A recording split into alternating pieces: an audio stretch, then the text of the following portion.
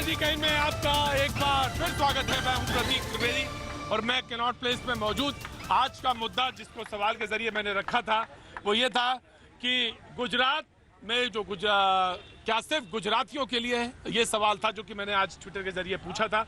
और इस सवाल के जवाब में तमाम सारे लोग वो जो ट्विटर के जरिए @प्रतीक टीवी पे जाके उसका जवाब दे सकते हैं। लेकिन आज मैं जब कैनॉट प्लेस में मौजूद हूँ, तमाम वो सारे लोग उत्तर प्रदेश के मौजूद युवा जिन्होंने 68,500 सहायक अध्यापक शिक्षा भर्ती बोर्ड में 2018 में परीक्षाएं दी थी, और उनका ये सवाल है कि 33% अंक लाकर वो पास हो सकते थे या पास हुए थे जैसे उनसे कहा गया था। लेकिन उसके बाद सरकार ने, उत्तर प्रदेश सरकार ने ये शर्त बदल दी और वो 40 से 45% कर दिया। लेकिन अभी भी 27,000 से ज़्यादा पद रिक्त हैं। उनके पदों पर उनकी जल्दी से जल्दी बहाली होनी चाहिए। हाईकोर्ट की जो उसमें एक स्थिति है वो उस पर तत्काल तौर से उस पर फैसला होना चाहिए, और जो 27,000 पद भरे जो रिक्त हैं उनको तत्काल से भरा जाना चाहिए।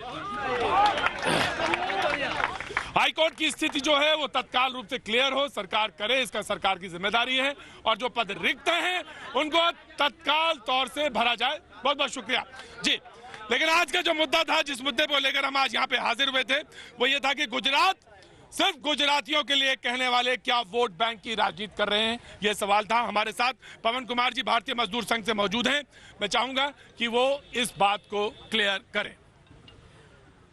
देश में अनेक सारे प्रांतों में, कभी गुजरात में, कभी महाराष्ट्र में, कभी तमिलनाडु में, कभी पंजाब में, कभी दिल्ली में, सब प्रांतों की राजनीतिक सरकारें अपने अपने ढंग से मुद्दों का इस्तेमाल करती है। कभी महाराष्ट्र से उत्तर भारतीयों को भगाया जाता है, कभी पंजाब से निकाला जाता है, कभी दिल्ली की सरकार बोलती है कि दिल्ली के अस्पताल में बाहर के लोगों का इलाज नहीं होगा।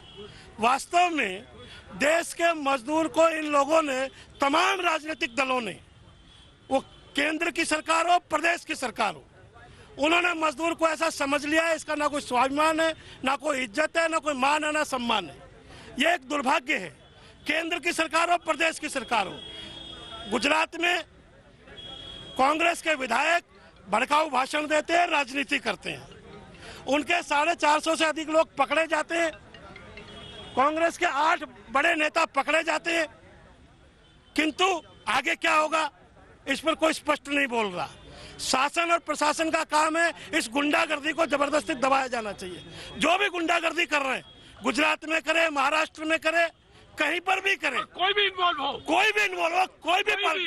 कोई भी पार्टी, कोई भी राजनेता, कोई भी व्यक्ति, जो कोई भी एक दूसरे के खिलाफ। भारतीय मजदूर संघ की तरफ से आप ये हमें एश्योरेंस दे रहे हैं? बिल्कुल मैं एश्योरेंस दे रहा हूँ। भारतीय मजदूर संघ उन मजदूरों के साथ खड़ा है जिनके साथ अन्याय हुआ।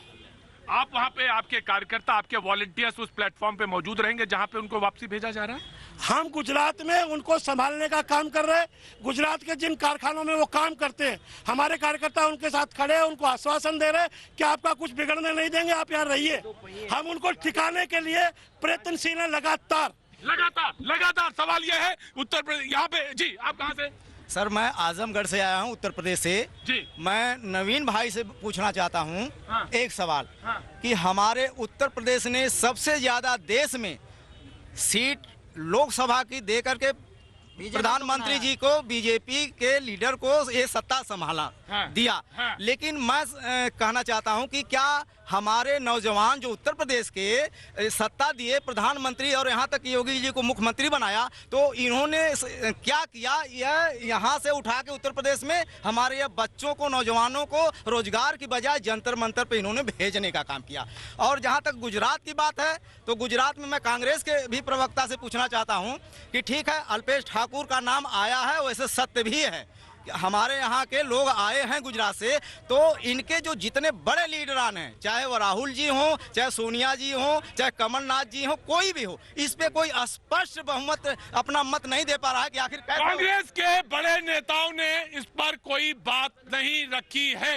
मैं आजमगढ़ से हूँ, हमारे यहाँ भी लोग लौट कर आए हैं। जी, आप कहाँ से? महाराष्ट्र से। महाराष्ट्र में भी ये मुद्दा रहता है, गर्म रहता है। आप मराठी? महाराष्ट्रामध्ये देवेंद्र फडणवीस सरकार आणि मोदीजी सरकारने 2014 मध्ये 2 करोड लोकांना नोकर देण्याचं आमिष दिलं होतं ते अद्यापपर्यंत पूर्ण केलेलं नाही आणि जी TET DEDची परीक्षा होती 2 वर्षापूर्वी घेतली, अद्यापपर्यंत त्याच्यामध्ये आणखीन भरती केलेली नाही. त्याच्यामुळं फक्त झाडू मारण्याचं काम सरकार या तरुण मुलांना करायला लावली, ही शोकांतिका आहे. आणि 2019 पर्यंत जर हे असंच राहिलं तर 2019ला या सरकारला परत बोलण्यासाठी तरुण आम्ही जागा आहोत. आणि याचाच एक मिनट प्लीज प्लीज बोलते रहिए मराठी में. जोपर्यंत हे सरकार या तरुण मुलांना नोकरी देणार नाही, जर नाही दिली तर 2019 मध्ये हे तरुण मुलं या सरकारला खाली खेचल्याशिवाय राहणार नाहीत, असं या ठिकाणी मी सरकारचा हे देखिए जो लोग आंदोलन एक मिनट चुप रहना, बिल्कुल पिन ड्रॉप साइलेंस. जो लोग मराठी और जो लोग मराठा के नाम पर आंदोलन करते हैं उनके लिए उदाहरण है. इन्होंने जो भी बोला बगल में उत्तर प्रदेश का खड़ा नवयुवक पूरा का पूरा समझ गया और उसने ताली बजाई. और इसने कहा, इन्होंने जो कहा कि 2021-22 पे वापसी नहीं होगी, यही बोला ना जी. सवाल ये है कि जो एक मिनट रुकिए, मेरा मकसद राजनीति नहीं है. मेरा मकसद यह है कि जो राजनीति से रेखा खींचते हैं, मेरा मकसद यह है कि उनकी तरफ इशारा. जो लोग कहते हैं, जो लोग महाराष्ट्र से लोगों को भगाते हैं, मैं उनसे कहना चाहता हूं, इन्होंने पूरी मराठी बोली और मैंने पूरी मराठी सुनी और उसके बाद मैं ये कह रहा हूं कि इनकी जो बात आपने बोली मैंने सुना. आप कौन से जिला से? मैं बीड जिले से हूँ. बीड जिले से मेरे पास कई बार फोन आता है. मैं महाराष्ट्र का बीड जिले में जरूर आऊंगा. आपका वेलकम महाराष्ट्र में. जरूर आऊंगा. मैं आपका साला इधर से कौन बोल रहा था जी? आप कहाँ से? सर मैं बेसिकली यूपी से हूँ और मैं गुजरात में भी कटेला में 2 साल जॉब कर चुका हूँ. जी, गुजरात में काम कर चुके हैं. कटेला फार्मा में. कटेला सर वहाँ पे किसी भी प्रांत का हो, उत्तर प्रदेश से हो, बिहार से हो, कहीं से भी हो, वहाँ के लोग बिल्कुल दिल से प्यार करते हैं सर. और जो ये इवेंट हुआ है ना सर, ये पूरा सीरीज है. सीरीज समझिए, ये पॉलिटिकल सीरीज है सर. जब बिहार से पहले बिहार में चुनाव हुआ तो अवार्ड वापसी गैंग, यूपी में चुनाव होना तो जाटों में दंगा करवाया, कांग्रेसी नेताओं का ऑडियो भी पकड़ा गया. और अब फिर चुनाव होने जा रहा है तो भेज दिए गए अल्पेश ठाकुर, महोजी ठाकुर को, इनको भड़काओ और भैगो. और एक चीज और देखिए सर, मैम आपने एक चीज नोट की होगी राहुल जी के भी भाषणों में, और मैडम ने भी कहा, मैडम ने भी सिर्फ उत्तर भारतीय का नाम नहीं लिया, सिर्फ राजस्थान और मध्य प्रदेश का ही नाम लिया, क्योंकि वह चुनाव होना है. उत्तर भारतीय को भूल ही गए. कहाँ गए उत्तर भारतीय? यूपी बिहार वालों को भगा रहे हैं, लेकिन स्पीकर का फोटो जा रहा है. आपका कहना है कि जो कुछ हो रहा है उसके पीछे षड्यंत्र है. षड्यंत्र सर हर बार होता है, हर चुनाव में होता है. आप ये देख लीजिए ना कि नाम, अगर यूपी आप सारे न्यूज फैला रहे हो कि भाई यूपी बिहार वालों को भगा रहे हैं, लेकिन राहुल जी क्या कह रहे हैं, मैडम क्या कह रहे हैं, राजस्थान और मध्य प्रदेश वालों को भगाया जा रहा है. वो यूपी बोले बाहर. उन्होंने कहा कि राजस्थान और मध्य प्रदेश में वोट कैसे मांगने जाओगे, ये कहा था. ऑफकोर्स मैं आपको लूंगा, लेकिन जी ना फलाई साहब, बहुत बहुत शुक्रिया सर. आपने देखिए, गुजरात में हिंसा हो रही है तो आज हमें याद आ रहा है कि गुजरात में उत्तर भारतीयों के साथ हो रहा है. वो आरोप प्रत्यारोप का मामला चल रहा है, वो आपने शुरू में देख लिया. मैं एक सामाजिक कार्य करता हूँ, सामाजिक मुद्दों पे बात करता हूँ. चाहे 20,000 लोगों के साथ हिंसा हो, चाहे 20 लोगों के साथ हिंसा हो, हिंसा ही होती है. और रेशियल डिस्क्रिमिनेशन चाहे 1 के साथ हो, चाहे 100 के साथ हो या 50,000 के साथ हो. हम जिस दिल्ली में रह रहे हैं, जब यहाँ नॉर्थ ईस्ट से जो लोग आ रहे हैं, नागालैंड से, मिजोरम से, उनके साथ रेशियल डिस्क्रिमिनेशन नहीं हो रहा है. कश्मीर में क्या हो रहा है, वहां पे भी कश्मीरी पंडितों को निकाला जा रहा है, तो उसको हिंदू मुस्लिम वर्सेस बना दिया मुसलमान. लेकिन वो भी रेशियल डिस्क्रिमिनेशन है. अगर आप देखा जाए, भेदभाव किया जा रहा है. इसी तरह अगर आप हर राज्य को ऐसी बांट देंगे कि गुजरात सिर्फ गुजरातियों के लिए, कश्मीर सिर्फ कश्मीरियों के लिए, साउथ इंडिया सिर्फ साउथ इंडियन के लिए, तो फिर आइडिया ऑफ इंडिया, अखंड भारत का तो कॉन्सेप्ट और कल्पना करना भूल जाइए ना. पंजाब सिर्फ पंजाबियों के लिए हो जाएगा, इधर आपका खालिस्तान हो जाएगा, उधर बोडोलैंड वाले. पवन जी, मजदूर एक ऐसा आदमी है जो पूरे देश को जोड़ता है. एक पूरे मजदूर ही है जो पूरे देश को जोड़ता है. बिहार का आदमी लेह में सड़क बनाते हुए मिलता है, लेकिन जो ये हुआ, ये बेहद खेदजनक है. ये काबिले मजम्मत है. जितने शब्दों में, जितने कठोर शब्दों में कौन रिस्पॉन्सिबल है सर? सत्ता की पार्टी, चाहे कोई भी हो, सत्ता में जो बैठा है. हम सत्ता में क्यों चुनते हैं कि आप हमें अच्छा प्रशासन दोगे. अगर आप अच्छा प्रशासन नहीं दे रहे हो तो आपको कोई नैतिकता का अधिकार नहीं है कि आप प्रशासन में बने रहो. आप छोड़ दो प्रशासन. देखिए, मुझे लग रहा था जब मैं आया था, उससे पहले भी मैं आपके प्रवक्ताओं को सुन रहा था और अभी भी मैंने 1-2 लोगों को सुना. मैं पवन जी की बात को आगे बढ़ाऊंगा, मजदूर संघ के जो हमारे साथ में हैं. आप आप यकीन करें कि मुझे लग रहा था कि संवेदनशीलता की जो बात होगी वो होगी, लेकिन हम लोग राजनीति में हमारी जो संवेदनहीनता की प्रकाष्ठा है उसके चरम सीमा पे आ गए हैं। किसी ने आप सुन लीजिए, कोई बात नहीं सुन लीजिए, मेरी बात तो सुन लीजिए आप, अभी बात तो आने दीजिए। वहां पे किसके साथ हिंसा हो रही है? आप पूरे गुजरात का रेशियो उठा के देखेंगे, बिहार के उन मजदूरों के साथ हो रही है। आज यूपी बिहार तमाम मैं उनको जोड़ रहा हूं, उन लोगों को हो रही है जो लोग गुजरात से 4 दिन पहले पहुंचे, उनको खाने के लाले पड़े हुए, उनके घर में खाने नहीं है, उनको खाने की तकलीफ है। आज मीडिया, आप ही के मीडिया के बंधुओं ने मुजफ्फरपुर, दरभंगा के उन मजदूरों को दिखाया है जिनके यहाँ 4 दिन से चूल्हा नहीं जला। और आप राजनीति कर रहे हैं, आप क्षेत्रवाद की बात कर रहे हैं। आप बिलीव करें कि गुजरात में जो बिल्डिंग, चूल्हा नहीं जला, नहीं। अरे आप तो हॉस्पिटल में नहीं घुसने दे रहे, आप हॉस्पिटल में नहीं जाने दे रहे, क्योंकि आप ये कहते हैं कि अगर कोई दिल्ली का नहीं होगा वो किसी हॉस्पिटल में नहीं जाएगा। आप सुनिए मेरी बात, जिम्मेदार कौन है? मैं एक चीज कहना चाहता हूँ, केंद्र में मोदी जी की सरकार है, राज्य में बीजेपी की सरकार है। ये कहते हैं वाइब्रेंट गुजरात, प्रवासी सम्मेलन करते हो, दिल्ली के अंदर में पूर्वांचल महाकुंभ करते हो, यहाँ पर अत्याचार हो रहा है, एक शब्द नहीं बोला, इनको रोकना चाहिए। मैं अपनी बात, एक मिनट, मैं सबको भगाऊंगा यहाँ से, सबको भगा दूंगा 2 मिनट के अंदर। प्लीज,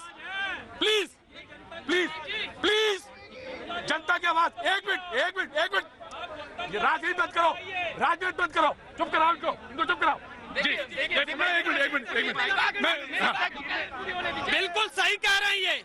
जब दिल्ली में, एक सेकंड सुनिए, जब अरे सुन तो लो, जब दिल्ली में अरे मैं इनकी गलती बता रहा हूँ, सुन तो लो पहले। जब दिल्ली में 3 बच्चियां भूखे मरी थी तो उसके लिए भी आम आदमी पार्टी जिम्मेदार थी। क्यों? क्योंकि ये सत्ता में, और जो भी सत्ता में होता है उसी की जिम्मेदारी होगी, चाहे कुछ भी हो जाए। आज अगर गुजरात में हिंसा हो रही है तो वहाँ बीजेपी है तो बीजेपी जिम्मेदार होगी। अगर पंजाब के अंदर, अगर उत्तर भारतीयों के साथ हिंसा हो रही है तो कांग्रेस जिम्मेदार सरकार की थी, और गुजरात के अंदर दंगे फैलाने का काम कांग्रेस कर रही है, और उसके बाद आप कहेंगे हम जिम्मेदार है। क्या विपक्ष में रहकर के ये काम करेंगे विपक्षी दल कि वहाँ पे आग लगाएंगे, दंगे फैलाएंगे, सांप्रदायिक है? देखिए, फिर वही संवेदनहीनता की प्रकाष्ठा जो मैंने पहले कहा है वो ये शो करें। ये दिल्ली में जब भूख से बच्ची तड़प के मर जाती है, ये घरों में घुस जाते हैं। इनके मुख्यमंत्री को उस वक्त इंसानियत याद नहीं आती। लेकिन मैं यहाँ जो नौजवान खड़े हैं अपना मुद्दा लेके, सुन लीजिए आप, अरे सुन लीजिए पहले आप सिर्फ चीखना चिल्लाना और झूठ बोलते हैं। ये लोग सिर्फ झूठ की राजनीति करते हैं। इंसानियत की बात कीजिए तो ये राजनीति करेंगे। हालात त्रिवेदी जी इतने खराब हैं, इस वक्त हालात इतने खराब हैं कि उन मजदूरों के बारे में कोई नहीं सोच रहा है जो गुजरात छोड़ के आए। मैं उसमें नहीं पढ़ना चाहता हूं कि कांग्रेस का नेता या किस पार्टी का नेता वहां भड़का रहा है। एक मिनट, ब्रेक का समय है, प्लीज चुप रहना, please.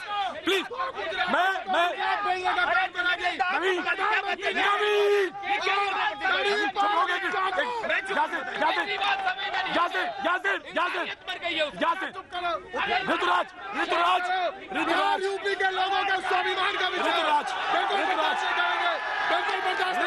Rituraj, please, Naveen, please, एक मिनट, प्लीज।